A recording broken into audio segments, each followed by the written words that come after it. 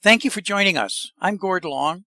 As always, it's my pleasure to have back with me today Charles Hugh Smith, well-followed and prolific writer on the web, who is the publisher of the website of2minds.com. Welcome back, Charles. Thank you, Gordon. Always a pleasure. I hope you've continued to be safe in Hawaii. And do I dare ask how bad the tourist season was? Yeah, it's basically dead in the water. From 30,000 arriving tourists per day to 300 or 400. And so that's the way they're keeping it until they get a handle on so-called safe travel protocols.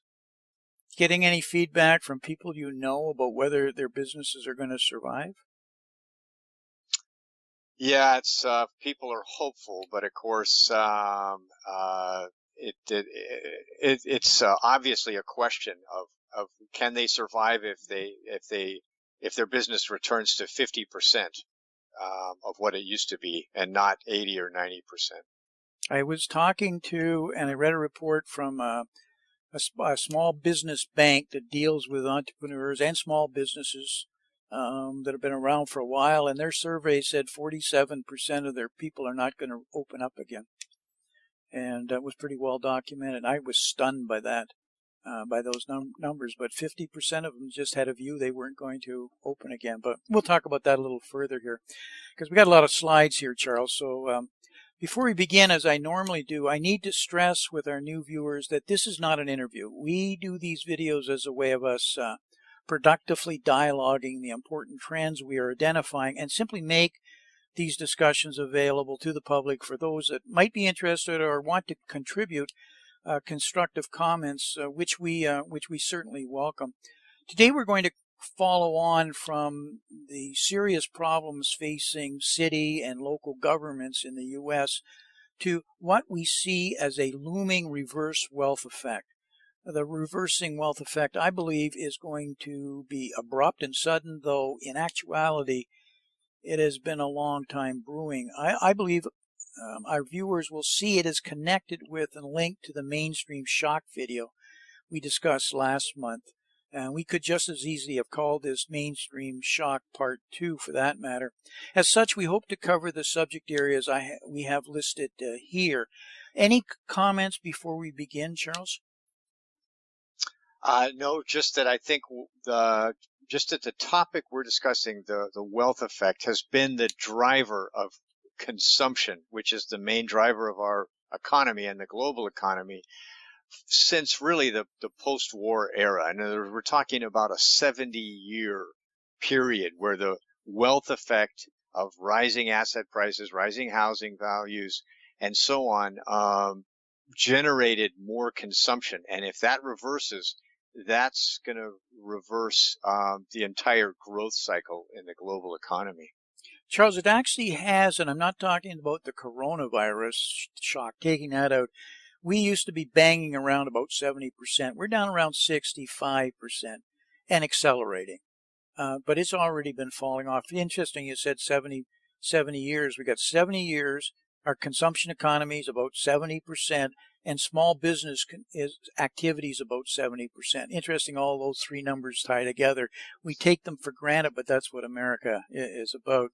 Charles, let's start at a very high level for a moment, because too often investors get mired in the noise and miss the obvious. And last month we talked about the mainstream shock and the shock currently happening within city, municipals, and town governments. We basically started on this chart I'm showing here now through taxes and talked about growing problems within these government areas within city, municipal, and town governments. Today we're going to start on the left here and move towards these same areas of America. The heart, as we were just saying, of the American economy lies in the center of this graphic. Small town America, approximately 70%, as I just said, of the U.S. economy is consumption, and approximately 70% of the economic activity comes from small business. It is through a strong middle class that we've delivered the American dream. That's just a fact. And things have been changing, and now they're beginning to accelerate. But we need to understand that. We need to understand what built these towns and municipal areas in the first place. And this is really important. It starts again on the left where the wealth came from that allowed America to prosper. And like all wealth, it derives from either growing it, mining it, or building it. You can't print it. Printing is about transferring risk or increasing debt. As many listeners know, money in America only comes into existence through the creation of debt and no other way. So this chart here shows that the wealth for America and the small towns it created initially came from mining or family farms in America, because America was initially an agricultural economy. We know all this. But let's just understand how it evolved. And in the early part of the last century, we exploded into being an industrial powerhouse, exporting, not importing, exporting globally and raising the standard of living of everybody through increasing wealth and manufacturing productivities. These were the boom times as shown here in the chart for America, and it's hundreds of thousands of small businesses and municipals that created, middle America. But things started changing as manufacturers were taken over and became part of conglomerates. That's why I'm showing this stages as we move in time in red. But these conglomerates where ownership shifted from the local entrepreneurs and family-controlled enterprises to the conglomerate. Profits left the town and went elsewhere to be distributed. Towns and local municipalities began to feel budget squeezes, minor, but they could feel it. Then in the build up to the dot-com bubble, after the Japanese took over the import market initially in the 80s, but up to the dot-com bubble and then welcoming China into the World Trade Organization, we witnessed massive what they called offshoring, downsizing, and right-sizing. Charles, you remember these days very well in these terms, but I talked to people here the other day, and they just died with blank face. They don't even recall how dramatic that was.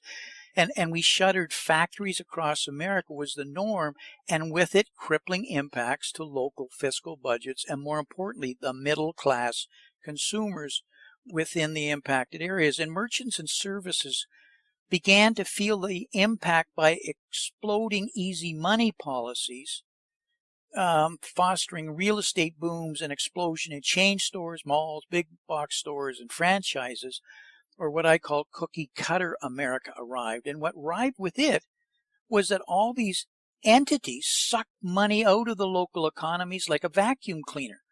So in every stage, the profits have been leaving the towns. Sure, the employees are working, but they're not owners anymore, and the money's not multiplying. It's being spent somewhere else, and even then it's being shipped off to China and other places to pay for the products that they're bringing in. We all know that story.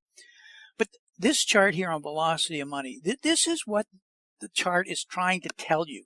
It's been plummeting for years now. Money is no longer moving through many hands because the hands are being reduced, and small businesses are being bankrupt or forced out by business changes and franchises. Nothing new to many people, but let's understand the precipice that it's taken small town America to right now. You walk through places in what they call the Rust Belt. I mean, there's not a person living there that doesn't understand this in spades. But policies of liquidity injections and fiscal stimulus don't fix this problem. It only postpones the inevitable reckoning, and that's where we're really at here. Charles, we've been talking about this for years now about the hauling out of American middle class, and this is where it's happening. Any comments on anything I've said so far? Yeah, Gordon, you're touching on something that we've discussed for years, but is really critical for people to understand the sea change, the change in tides that we're talking about here between the wealth effect making everybody either richer or feeling richer, or a combination of that, higher confidence, as you said in the first slide, rising equity in their homes and 401k portfolios and increases in income. That's the wealth effect. The reverse wealth effect is loss of confidence, declining, equity and declining income, right? And the reason why this is happening is, as you say, the middle class and Main Street America, which I want to say is of course suburbs and it's urban cities, and it's not just small towns, right? It's Precisely. suburban cities and any small municipality. And so the draining of capital and income by globalization and financialization. One of the consequences of that is, if you are in small business, you've had to move from serving the bottom 90% to serving only the top 10%, because the bottom 90% no longer has enough money to pay for your services. And another driver I want to mention is I have a lot of physicians who are readers, physicians and nurses, and the older healthcare providers have informed me that back in this era that you were talking about in the 60s to the 80s, many of the hospitals in America were run by local nonprofits. And so they could afford to keep costs low because they weren't serving, they weren't trying to make a killing. They weren't trying to make a huge profit, right? And the money stayed in the local community. These were all snapped up by hospital chains, which were seeking to maximize profits, right? And so costs got higher and higher, and whatever money did go to the institution now flows out to corporate headquarters, as you say. And so I guess what I'm trying to point out here is this dynamic here of liquidity and stimulus supposedly taking the place of capital and income flowing in the local economies.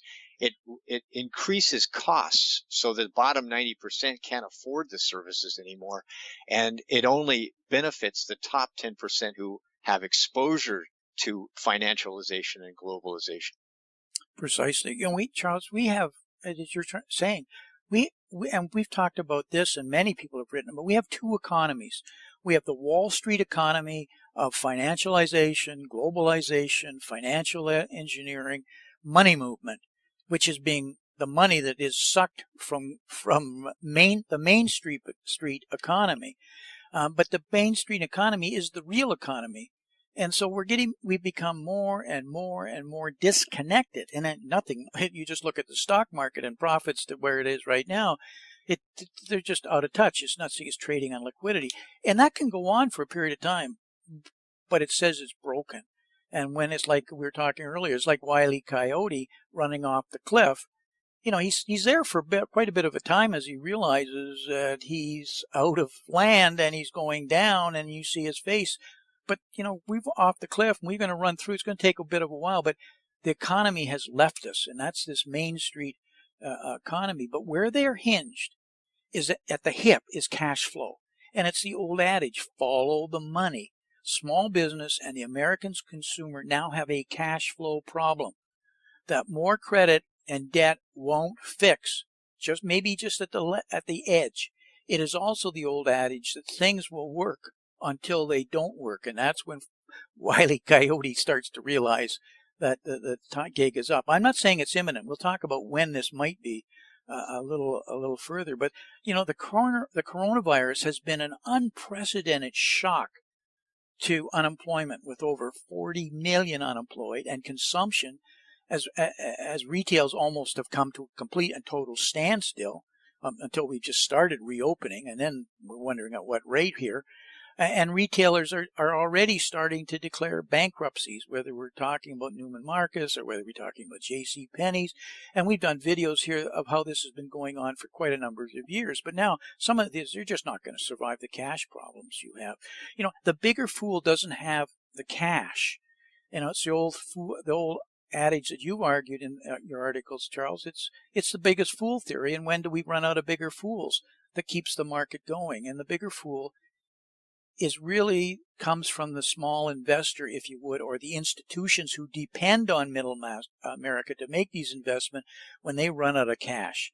Because at the institution, the core is they're dependent on consumers. Consumers are dependent on collateral to borrow. But what happens when new securing capital or collateral rather stops? And that's what's happening here. Or it starts to reverse like happened in 2008 with the housing crisis when housing prices started to fall. If we see it in commercial real estate, we're already starting to see massive amounts of people not paying their commercial rents. And even I saw California proposing giving waivers to being able to walk away from your commercial real estate contract. Boy, we start changing contract law, hold on to your hats. But we have fewer buyers because the risk reward isn't there. And we have increasing sellers who are going to need cash. We're not there yet. But like Wile E. Coyote, we're off the cliff here. And the catalyst, I think it's going to be right now, shorter term, corporations are now cutting dividends and have cut buybacks, which has been buybacks, the total supporting part of this market, vis-a-vis the liquidity injections, which was allowed the bonds and the corporations to borrow money to buy back their stocks and the great dividend. That has stopped. Everybody is cutting back or stopping it completely. And they're doing this while PEs are at historic levels, while profits are falling, and at historical capitalization to GDP. These are nosebleed levels. It doesn't mean it's going to happen imminently. It just says we've disconnected right now. Any comments on any of this, Charles? Because I know that you've done a lot of work on this bigger fool investing.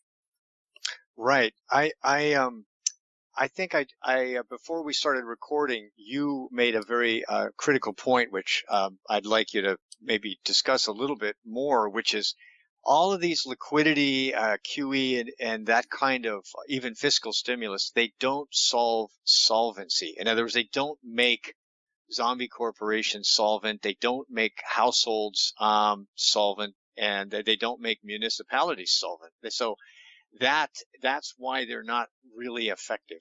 Maybe you can speak to that briefly.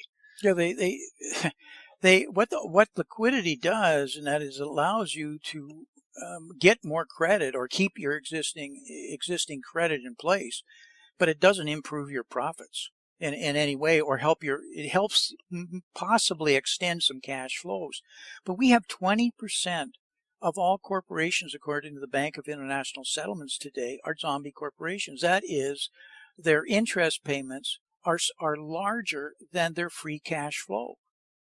The only way they can do it is they have to borrow, so there's got to be the liquidity there. But all of a sudden, even though the government's pumping money, and how long before they're not going to be able to roll over these debts? Not because the liquidity might be there, people don't trust the collateral. Lenders only lend if they can feel comfortable that the collateral's there that they can seize.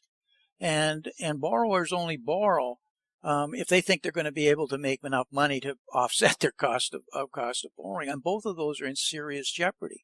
And you've got this massive amount of what they call fallen angels right now, and that is corporations who are just above the zombies, who are depending on credit, and they're at the lowest end of investment grade where institutions, pension plans, and insurance companies can buy them by the nature of their covenants. But if they fall down lower, which they will, they get jettisoned. And when they get jettisoned from those portfolios by the nature of their securities covenants having to be sold, suddenly there's a cascade in the market. This is the tenuous system that the government is printing, the Fed is printing in their various facilities to stop what's happening.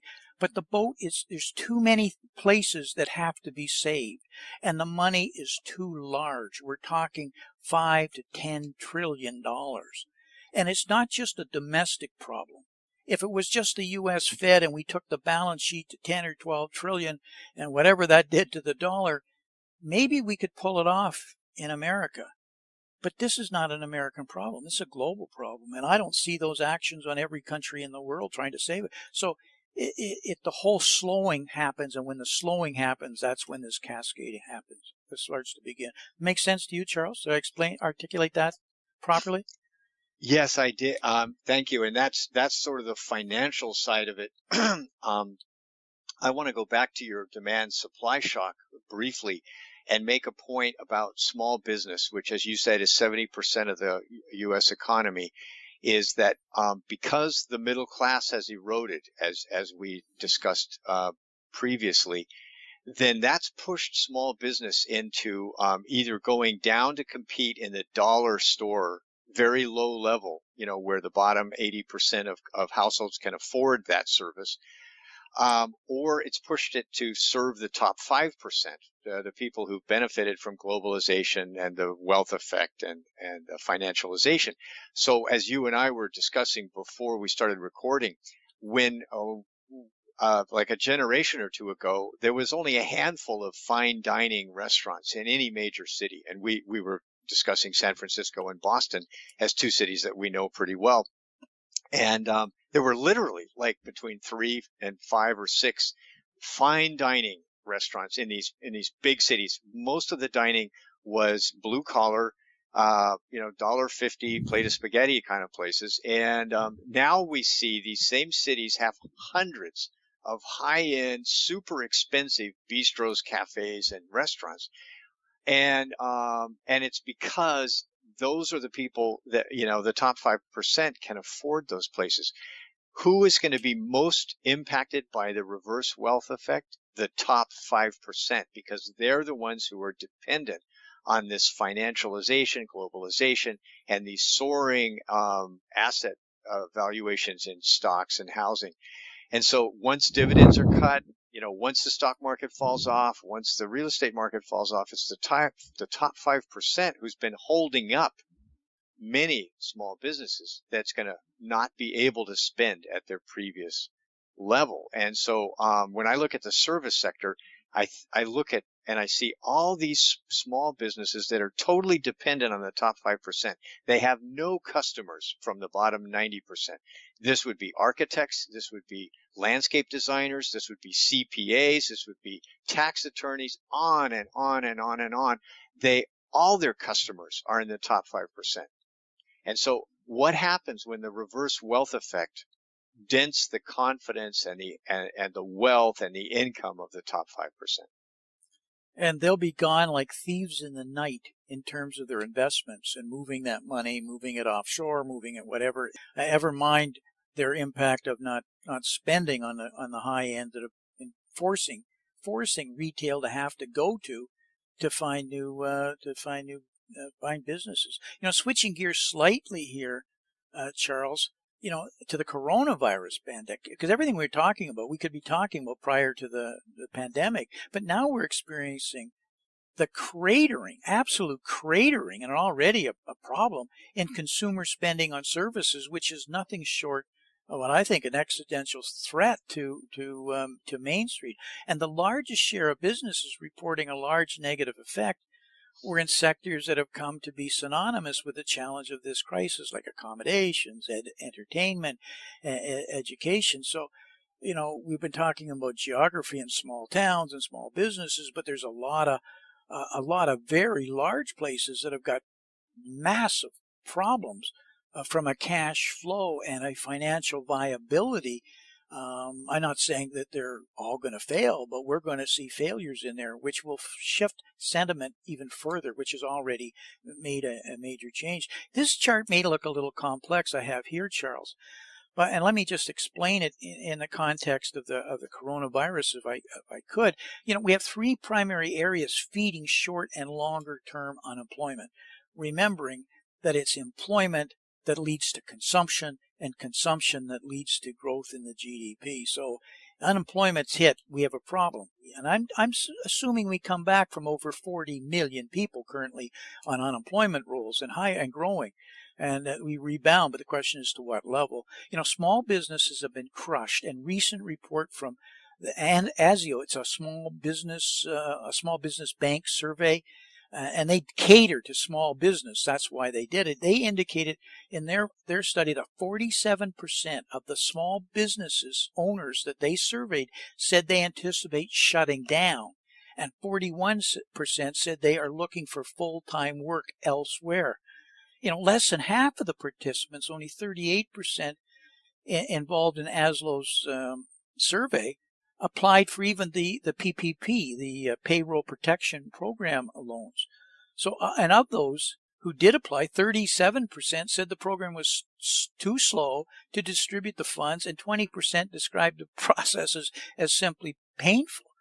So it's absurd to think the economy is going to come roaring back when nearly half of small business owners expect to shut down. And that number may not be valid, but let's say it's off by now 10, 15%, 20%. It's still a massive problem for solvency of companies and employment. So small business, and this is a number people don't really appreciate, Charles. Small business employ 58.9 million Americans, just under 60 million. That makes up nearly 48% of the country's total employee workforce, and it's being killed. We're saving these bigger corporations, and I'm not saying they shouldn't be helped or assisted, but that's not going to fix the problem that we're seeing. And as this chart also illustrates, that it's as I'm trying to say, it's more than small businesses. And the chart doesn't show the the zombie corporations and fallen angels that I mentioned earlier, and that number is 15 to 20%. Any comments on any of that, Charles?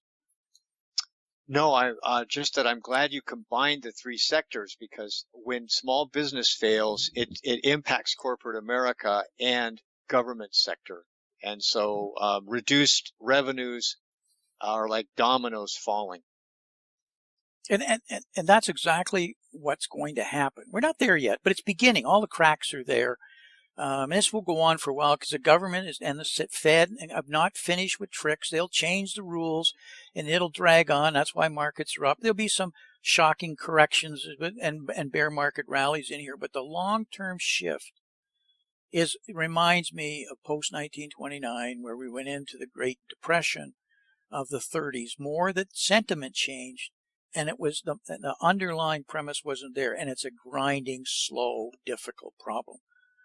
Economically, that doesn't mean that the market itself will self-destruct, because the market is disconnected from the economy, and if we keep printing money, will. Look at Venezuela, look at any Zimbabwe, their markets went through the roof.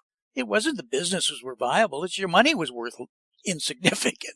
So the stocks were more expensive in this basket of money that wasn't worth anything.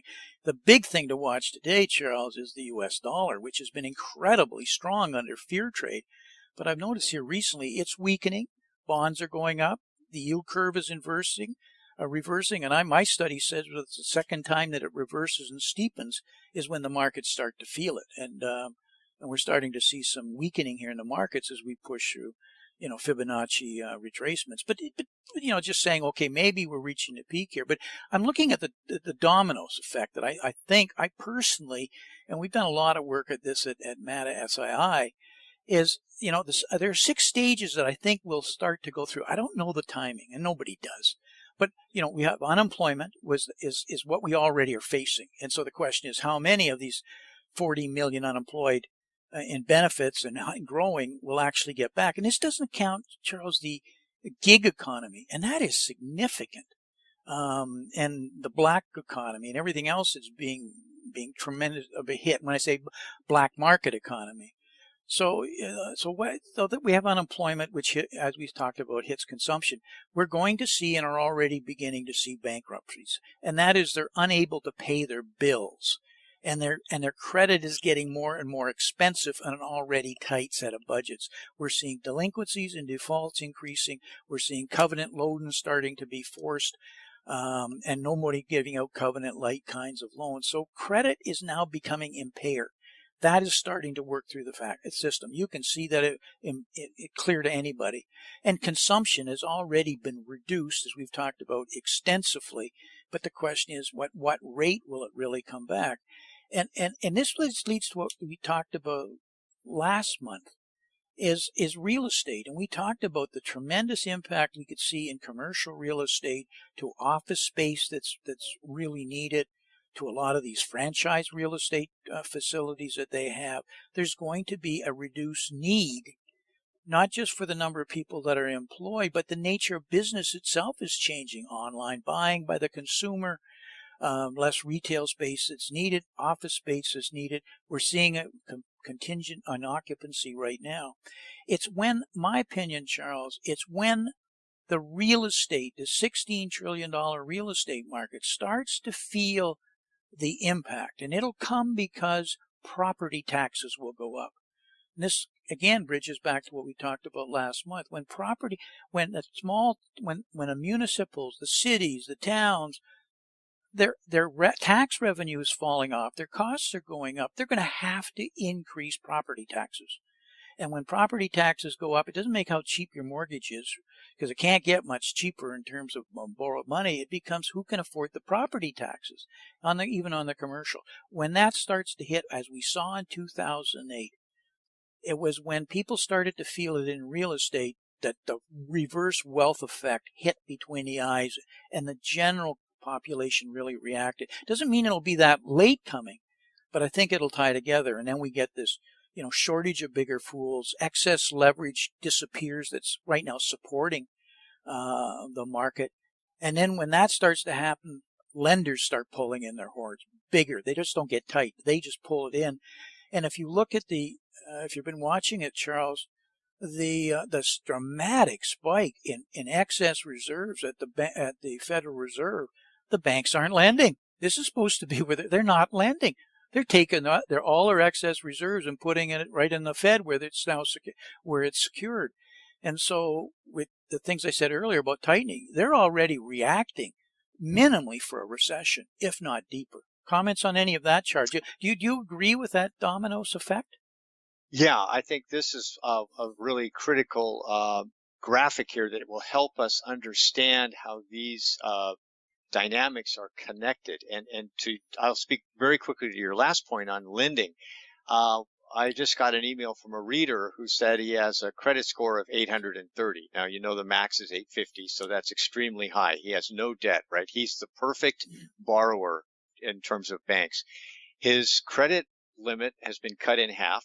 All that zero financing on a credit card is gone. Cash advances are gone. So his point was, if they're doing this to me, their best customer, what's going to happen to people with lower credit scores?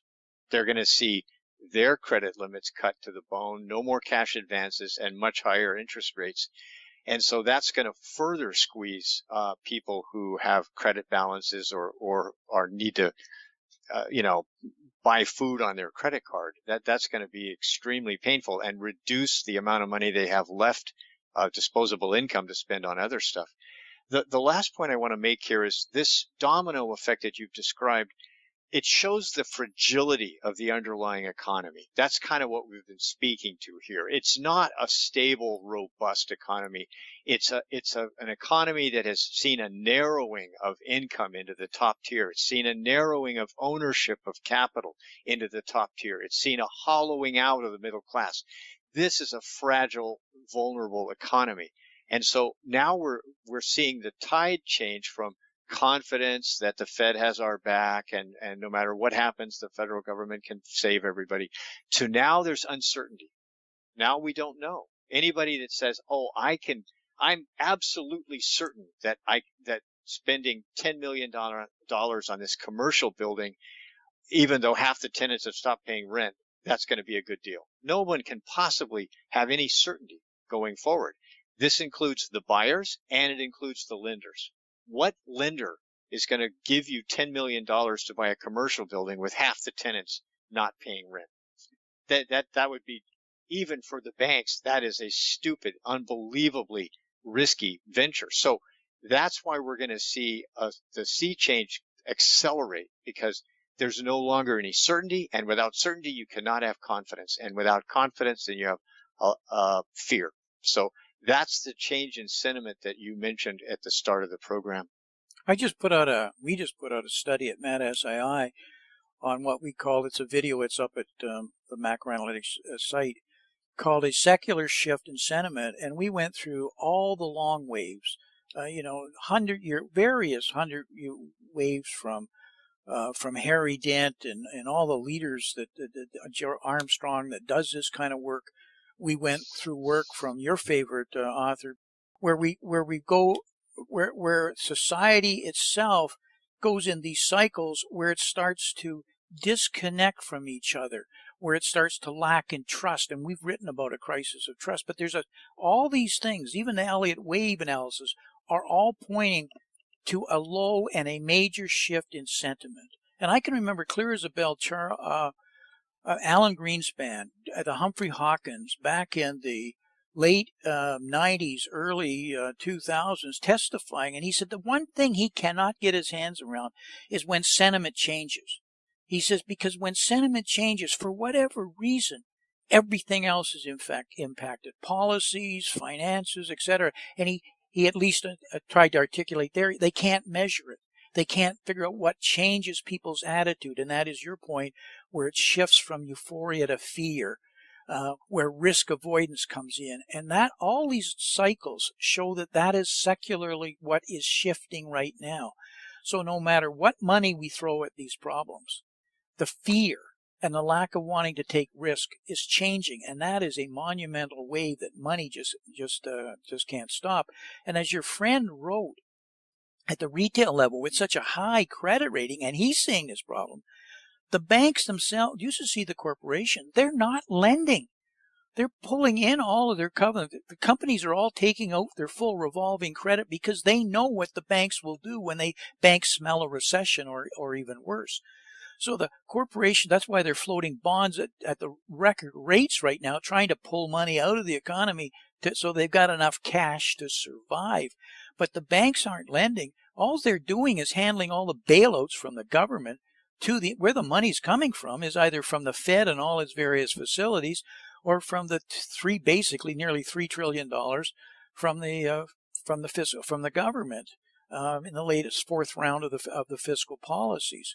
So they're hunkering down, and that just gets tighter and tighter, and we'll see and suddenly our Wile E. Coyote, suddenly the reversing wealth effect kicks in, and there's no more bigger fools, and then we panic. And Charles, last point I'd make here is we've never been so dependent on things called ETFs and passive investing that people start to push a button and they expect to be out of their portfolio within seconds, and they find out that liquidity isn't there to do it.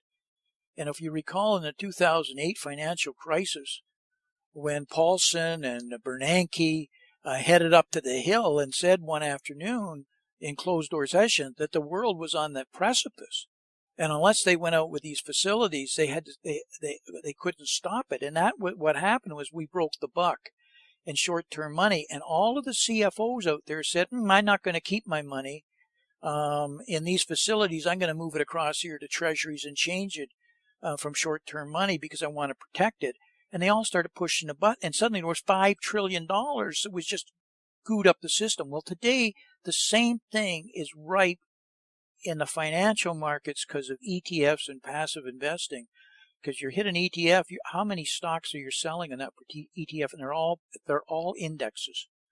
And by the way, 5 stocks right now is the market. 5 stocks. We went through them. The Google, the Amazon, the Apple, the Microsoft, the Facebook.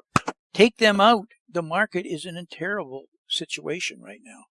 And what happens when they start selling those? And that's what happens. And the liquidity will be gone in a heartbeat. That's the thing you always learn when markets fail, is how quickly liquidity, no matter what the government disappears. I think we have to wrap here, Charles, and I guess some of these points we've repeated ourselves on, but I hope that the listeners can see the points we're trying to make. Any closing comments you want to make, Charles?